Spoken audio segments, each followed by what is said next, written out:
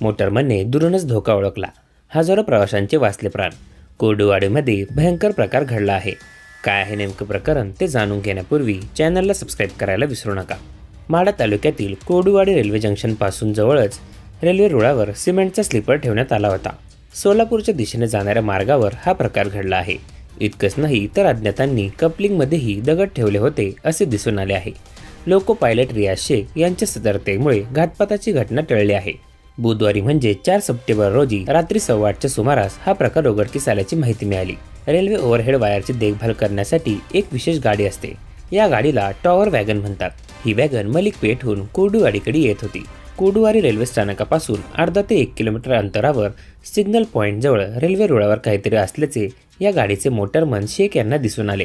त्यांनी गाडी थांबून उतरून पाहिले असता त्यांना दिसले की कोणीतरी रुळावर लोको पायलट व गार्ड यांना सूचना देणारा फॉलोइंग मार्कचा स्लीपर ठेवला आहे.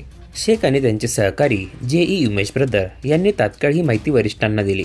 वरिष्ठांनी पोलीस अधिकारी आणि रेल्वे सुरक्षा बलाच्या अधिकाऱ्यांना ही माहिती दिली. पोलिसांनी दिलेल्या माहितीनुसार 8:15च्या सुमारास इंजिनिअरिंग कंट्रोल रूमला रुळावर सिमेंटचा स्लीपर ठेवला असल्याची माहिती मिळाली होती. रेल्वेच्या कर्मचाऱ्यांनी मिळून हा स्लीपर रुळावरून बाजूला केला. अवघ्या काही मिनिटांमध्ये रेल्वे मार्ग वाहतुकीसाठी पुन्हा मोकळा करण्यात आला. जर या मार्गाने टॉवर वॅगन गेली नसती तर मोटरमॅन शेख यांचे लक्ष गेले नसते, तर मागून येणाऱ्या रेल्वेला मोठा अपघात झाला असता. जर रेल्वेच्या मोटरमनने हा सिमेंटचा स्लीपर पाहून गाडी थांबवली असती तर गाडी येण्याची वाट बघत डबा धरून बसत गाडीवर दरोडाही घालण्याची शक्यता होती.